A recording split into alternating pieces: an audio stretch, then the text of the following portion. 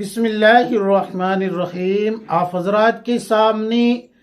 کچھ باتیں نماز کے تعلق سے پیش کر رہا ہوں۔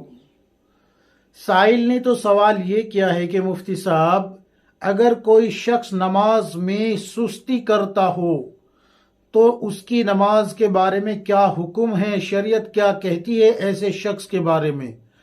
اور دوسرا سوال یہ کہ اگر کوئی نماز میں جھومتا ہو، جیسے کہ عموماً جھومتے ہیں لوگ صفوں میں کھڑے ہو کے، یا عورت اکیلی نماز پڑھ رہی ہے تو وہ جھومتی رہتی ہے، کبھی آگے کو گرنے کے چکر میں، تو کبھی بائیں دائیں، کبھی پیچھے کو، تو کبھی تشہد میں ہلتی ڈلتی رہتی ہے، تو ایسی عورتوں کے بارے میں یا پھر جو ہے مرد حضرات کے بارے میں کیا حکم ہے شریعت کا؟ اور رکوع اور سجدے کو اطمینان سے نہ کرنے والے کے بارے میں شریعت کیا کہتی ہے؟ ان تین مسائل پہ روشنی ڈال دیجیے۔ تو دیکھیے، آپ کو میں سب سے پہلے قرآن کریم کی آیت پڑھ کے سناتا ہوں، پھر اس کا ترجمہ مختصر سا ہے وہ بھی بتا دوں گا۔ اللہ تبارک و تعالی قرآن مجید میں فرماتا ہے وَإِذَا قَامُوا إِلَى الصَّلَاةِ قَامُوا كُسَالَىٰ۔ اللہ تبارک و تعالی فرماتا ہے کہ جب نماز کے لیے کھڑے ہوتے ہیں تو سستی کی حالت میں کھڑے ہوتے ہیں۔ نماز پڑھتے وقت طبیعت پر بوجھ اور جسم پر سستی اور کاہلی سوار ہوتی ہے، اور یہ مومنوں کی شان نہیں بلکہ منافقوں کی پہچان ہے نماز میں سستی کرنا۔ اب یہاں پر ایک بات اور ذہن نشین کر لیجئے، اگر کوئی شخص نماز میں سستی اس قدر کرتا ہے کہ چھوڑ دیتا ہے نماز کو، تو وہ منافق ہونے کے ساتھ ساتھ قرآن کی اس آیت کی روشنی میں منافق ہونے کے ساتھ ساتھ فاسق بھی ہو جاتا ہے۔ اور دوسری بات یہاں پر یہ یاد رکھے، مومن کی شان کے خلاف ہے کہ وہ نماز میں سستی برتے، لہذا نماز میں سستی برتنا یہ منافق کی نشانی ہے، مومن کی شان نہیں ہے۔ مومن کی شان یہ ہے کہ جب وہ اپنے رب کے سامنے کھڑا ہو تو بالکل خشوع اور خضوع کے ساتھ کھڑا ہو اور اس کا دل اللہ کی طرف مائل ہو۔ یاد رکھے، علماء نے ایک بات یہ لکھی ہے کہ انسان کا دل اگر نماز سے ہٹ کے کسی اور جگہ لگ جاتا ہے، یعنی دنیا کے خیالات آتے ہیں، دنیا کے خیالوں میں پڑا رہتا ہے، تو علماء نے لکھا ہے کہ اس کی نماز تو ہو گئی لیکن مکروہ ہوئی۔ اور اگر دل اتنا مائل ہو جائے دنیا کی طرف نماز میں کہ اس کو یہی پتہ نہ لگے کہ میں نے سورت کون سی پڑھی ہے، یا پھر جو ہے یعنی کہ اس کو نماز کا دھیان ہی نہ رہے، تو پھر اس کی نماز مکروہ تحریمی ہے، اس کو لوٹانے کا حکم ہے۔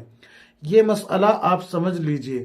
اب آتے ہیں اس مسئلے کی طرف کہ اگر کوئی رکوع اور سجدہ اطمینان سے نہ کرے تو اس کے بارے میں کیا حکم ہے؟ تو رسول اللہ صلی اللہ علیہ وسلم نے فرمایا کہ بدترین چوری کرنے والا وہ شخص ہے جو نماز میں سے چوری کر لیتا ہے۔ صحابہ اکرام نے پوچھا، یا رسول اللہ، نماز میں سے کیسی چوری کی جاتی ہے؟ تو رسول اللہ صلی اللہ علیہ وسلم نے فرمایا کہ رکوع اور سجدے کو اطمینان سے نہ کرنا یہ نماز میں سے چوری کرنا ہے۔ علماء نے لکھا ہے کہ اگر رکوع میں سے سر اٹھانے کے بعد، یعنی کہ جب رکوع میں گیا تو کم از کم 3 مرتبہ سبحان ربی العظیم پڑھ کے، سمی اللہ لمن حمدہ، ربنا لک الحمد کہہ کے جب کھڑا ہوتا ہے تو اس کے لیے اتنی دیر کھڑا ہونا ضروری ہوتا ہے، واجب ہوتا ہے کہ اس کی پوری باڈی کے اعضاء اپنی صحیح حالت پہ آ جائے۔ یہ ہے رکوع کے حق، یہ ہے رکوع کا حق ادا ہونا، یہ ہے رکوع کا فرض ادا ہونا۔ سجدے کے بارے میں بھی یہی حکم ہے کہ جب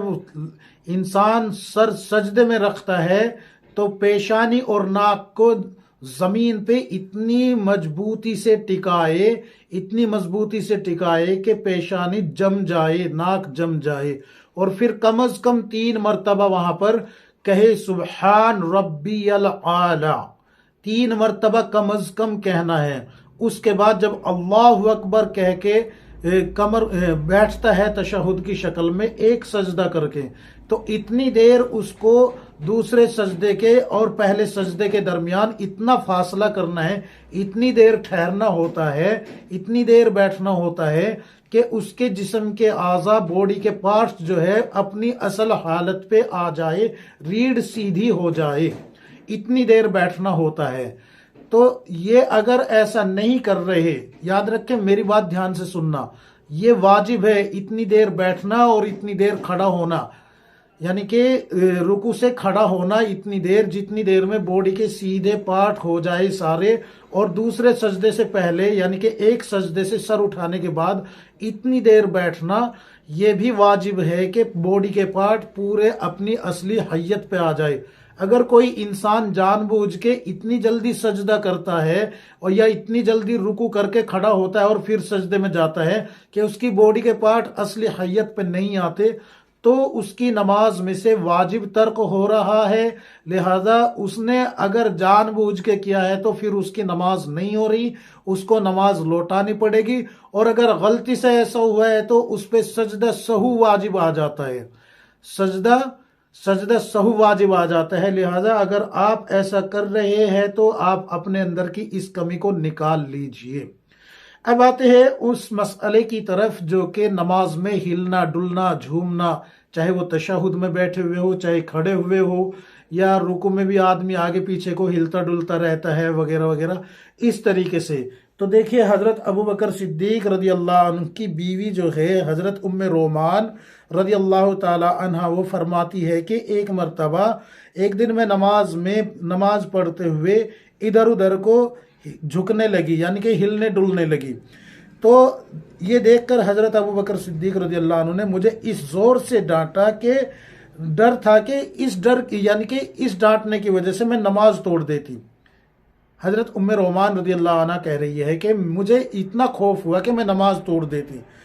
یہ ہلنے ڈلنے کو اتنی سختی سے ڈانٹا ہے حضرت ابو بکر صدیق رضی اللہ عنہ نے۔ اور پھر بتایا کہ نماز میں تمام بدن کو سکون سے رکھنا، اس طریقے سے رکھنا کہ پرندہ بھی اگر آ کے بیٹھ جائے تو حرکت سے وہ اڑتا نہیں، یعنی کہ اتنا سکون ہونا چاہیے نماز میں۔ تو اتنے سکون سے نماز پڑھنے کو رسول اللہ صلی اللہ علیہ وسلم نے بتایا۔ حضرت ابو بکر صدیق رضی اللہ عنہ کی بیوی خود جو ہے اس کی گواہی دے رہی ہے، اور ہلنے ڈلنے والا جو معاملہ بتایا ہے، یہ بتایا ہے رسول اللہ صلی اللہ علیہ وسلم فرماتے ہیں کہ نماز میں ادھر ادھر ہلنا ڈلنا جھومنا یہ یہودیوں کا طریقہ ہے، مومن مسلمانوں کا طریقہ نہیں ہے۔ مومن مسلمانوں کا طریقہ یہ ہے کہ وہ اپنی نماز میں سکون، خشوع اور خضوع اختیار کرے۔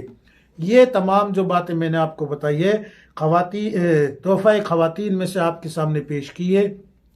اللہ تبارک و تعالی ہم سب کو کتاب و سنت کے مطابق زندگی گزارنے کی توفیق عطا فرمائے، آمین یا رب العالمین۔